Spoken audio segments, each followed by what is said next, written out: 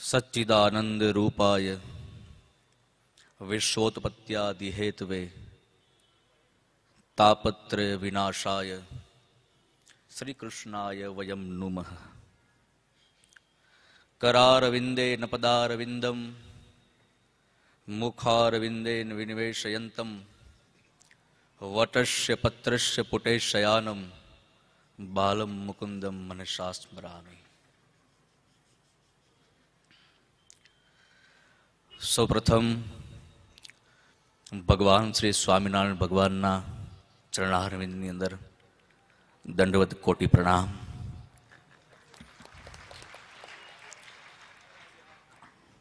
तेमज व्यास मंच पर व्यासपीठ पर बिराजमान मारा पर जेमने खूब ज आदर भाव छे अने प्रेम भाव छे एवा पूज्य स्वामी श्री नित्य स्वरूप दास जी महाराज ना चरण में मारा प्रणाम। तेमज वक्ताश्रीओ पधार्या छे जेना प्रत्ये मने पण लागणी छे अने मारा समस्त ब्रह्म समाजनुं जे गौरव पण छे एवा अमारा भाई श्री जिग्नेश भाई ठाकर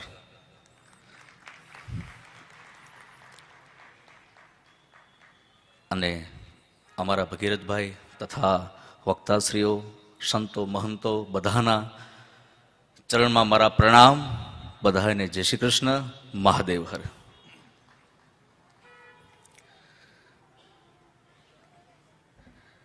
आगमन थवानुं मारी दृष्टिए बे कारण छे। जीवननी अंदर बे सूत्र जયારે તમારા મારા જીવનની અંદર વર્ષે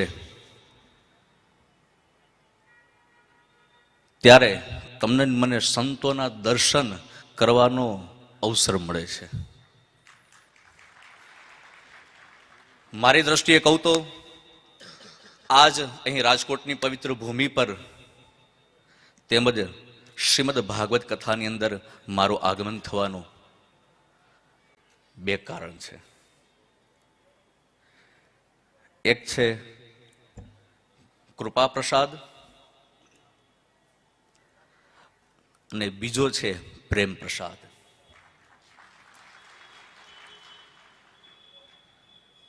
कृपा प्रसाद एवो अवतरित थयो स्वामीजी के तेमने आया सुधी मने मोकलो धक्को मारीने आ कृपा करी शके અને એ પરમ કૃપા મારા પરમ પૂજ્ય પિતાશ્રીની છે। કારણ કે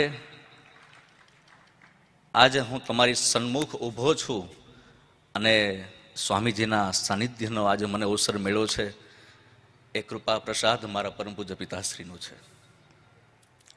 એમને 650 જેટલી કથા કરી। હું ઘણી વખત સ્વામીજી કહ્યા કરું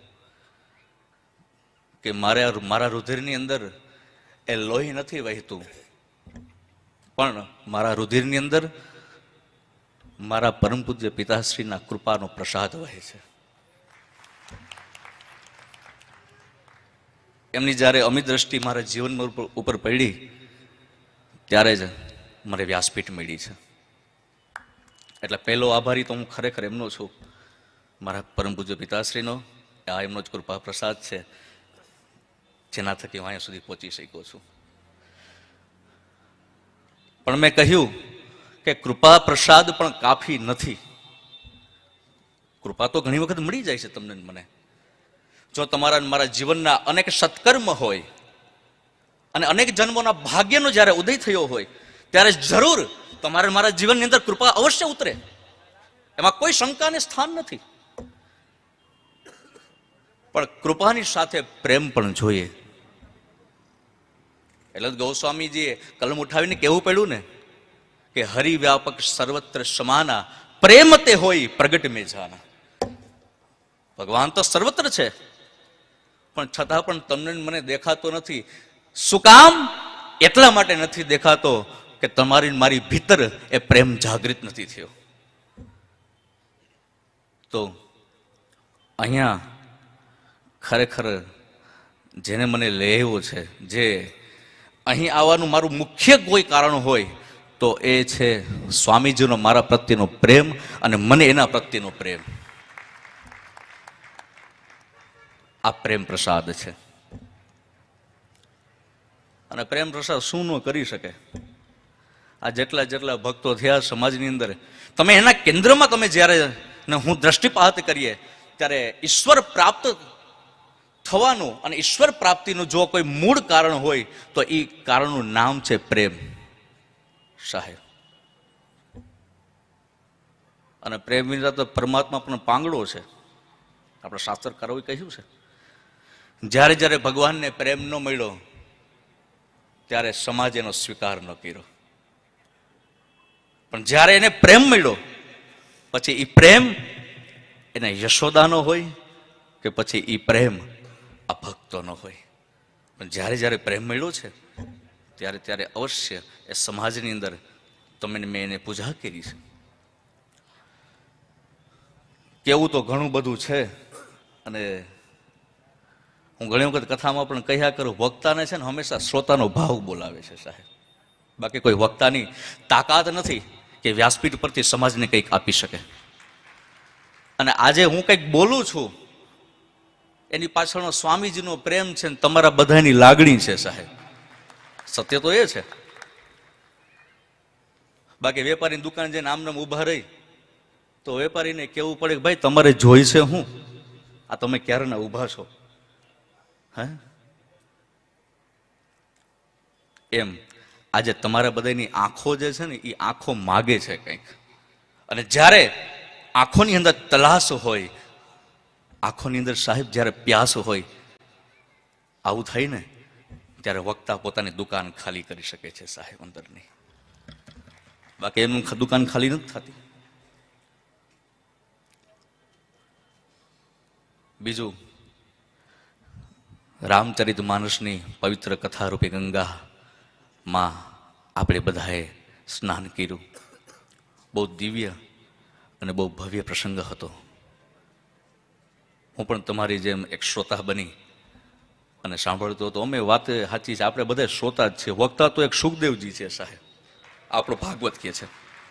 આ ભાગવતને કેન્દ્રમાં રાખીને કહું છું. પહેલા દિવસે તમે હું બધા સુખદેવજીને જ પધરાવી છે વ્યાસપીઠ ઉપર, બાકી તો આપણે બધા શ્રોતા બની જાય છે. બહુ વિશેષ ચર્ચા નથી કરવી મારે, બસ 5 જ મિનિટ હું એક પ્રસંગ, એ સ્વામીજીની જો આજ્ઞા હોય તો હું કહેવા માંગુ છું. રામચરિત માનસ આખે આખી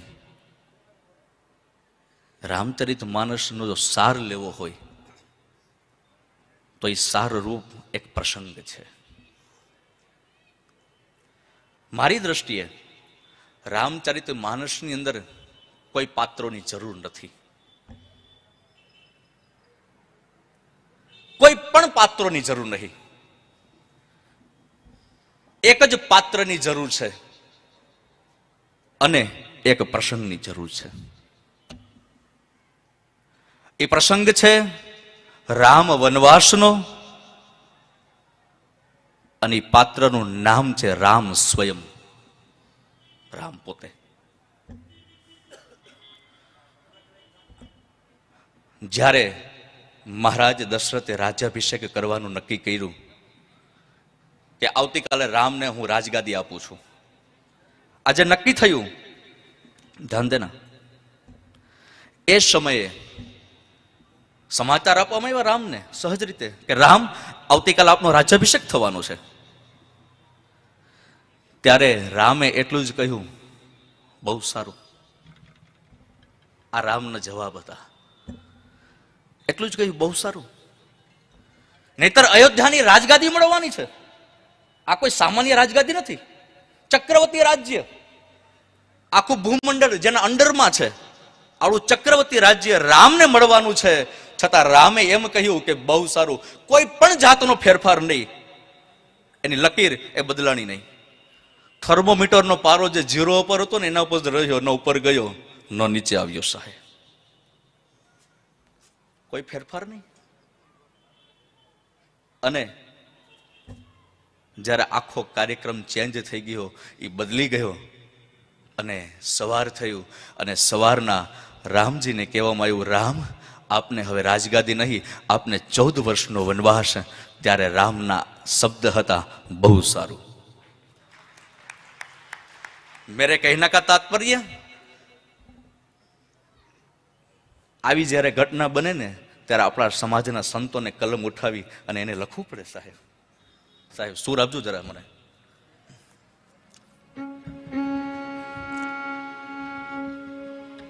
सुख दुख में जो समान रहे, सुख दुख में जो समान रहे, जीवन वही महान राज भवन या वनगमन, यहाँ दोनों एक समान, यहाँ राज भवन या वनगमन, दोनों एक સાહેબ, જ્યારે દુઃખના દિવસો તમારા મારા જીવનમાં આવે ને ત્યારે યાદ રાખજો, ત્યારે ક્યારે ધીરજને ગુમાવતા નહીં. અને જ્યારે સુખના દિવસો જ્યારે તમારે મારા જીવનની અંદર આવે ને ત્યારે ક્યારે છકી જતા નહીં. આ સંપૂર્ણ રામચરિત માનસ જે છે એનો આ સંપૂર્ણ સાર છે. આ સૂત્ર સાહેબ સંપૂર્ણ રામચરિત માનસનો સાર છે. મારી દ્રષ્ટિએ આનાથી મોટો પ્રસંગ ન હોઈ શકે. સમાજને પ્રેરણા આપવા માટે મારી દ્રષ્ટિએ આનાથી મોટું માધ્યમ ન હોઈ શકે. બાકી સાહેબ યાદ રાખજો, સુખના દિવસો એ જતા વાર ન લાગે અને દુઃખના દિવસો એ પણ જતા વાર પણ નહીં લાગે. એટલું યાદ રાખજો. કાળી અંધારી રાત થાય ત્યારે તમારે મારે ધીરજ ગુમાવવાની જરૂર નથી. યાદ રાખજો, સવારના સૂર્યોદય પણ થવાનો છે. અને જ્યારે સવારનો સૂર્યોદય થાય ને મેરે ભાઈ બહેન, એટલું યાદ રાખજો, ત્યારે એમ નહીં કહેતા કે મારે કોઈની જરૂર નથી. ત્યારે એમ નહીં કહેતા, ત્યારે એમ કહેજો કે આવતીકાલે સાહેબ હમણાં અંધારી રાત આવવાની છે, હમણાં સૂર્યાસ્ત થવાનો પણ છે. એ ભૂલવું ન જોઈએ. એટલે જ એક સંતને બહુ સુંદર કહેવું પડ્યું સાહેબ, રંગ બદલતા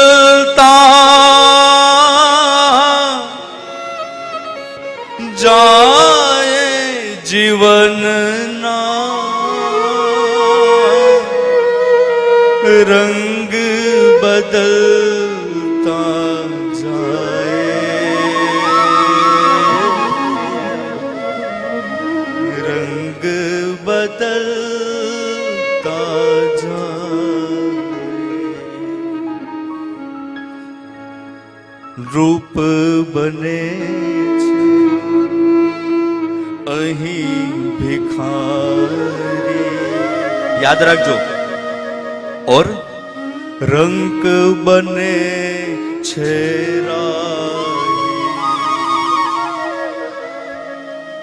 અંકારેલા લેખ વિધિના કોઈથી ન બદલાતા, રંગ બદલતા જાય.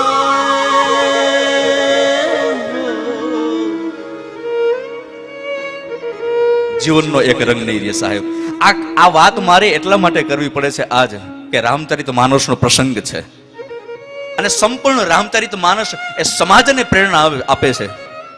યાદ રાખજો, રામચરિત માનસ એ તમને મને જીવતા શીખવાડે છે સાહેબ. જીવવું કેમ એ રામચરિત માનસ શીખવાડે છે અને મરવું કેમ એ ભાગવત શીખવાડે છે સાહેબ. મરવું કેમ મરવું એ ભાગવત શીખવાડે સાહેબ. ભાગવતની અંદર મરવાની જ વિધિ બતાવી છે. और कुछ भी नहीं है। और रामचरितमानस में जीवन जीने की जड़ी बूटी इस समाज को दी है। साहेब जीवन केम जीवવું હોય ને એ જાણવું હોય તો આજથી રામચરિતમાનસને ખોલીને વાંચવાની શરૂઆત કરી દેજો, પરિણામ આવી જશે। પરિણામને કઈ શોધવાની જરૂર નહીં પડે। ખાસ બહેનો માટે, આપણા સમાજના બહેનો એ ક્યારેક સમય મળે ને ત્યારે સીતાને વાંચો સાહેબ, સીતાને વાંચો। સીતાનું પવિત્ર જીવન એ સમાજને પ્રેરણા આપે છે। મારી વ્યાસપીઠ પણ હંમેશા માટે જવાબદારી લેતી આવી છે કે આ સમાજની સ્ત્રીઓ જ્યારે સીતાને સંપૂર્ણ વાંચી લે ને સાહેબ, હું જવાબદારી પૂર્વક બોલું છું, સમાજની બધી સળગતી સમસ્યાઓ બંધ થઈ જાય, આત્મહત્યા બંધ થઈ જાય। આજે કેરોસીન છાંટી અને જે આત્મહત્યાઓ થાય છે, રેલવેની પટરી ઉપર જે સ્ત્રીઓ સુઈ જાય છે, આ બધી ઘટનાઓનું સમન થઈ જશે જો સીતાને વાંચી લે તો। સાહેબ ફક્ત આપણે સાંભળીએ એ બધું બરાબર છે, પણ ક્યારેક ખોલીને પણ વાંચવું જોઈએ જો જીવનમાં પરિણામ લઈ આવવું હોય તો। આજના દિવસે બસ બહુ વિશેષ મારે કંઈ કેવું નથી, હજી આપણે ઘણા બધા હજી વક્તાઓને સાંભળવાના છે। અને મારો તો બાપજી આ ગંગાનો પ્રવાહ છે અને એ આપનો જ આ પ્રેમ પ્રસાદ છે।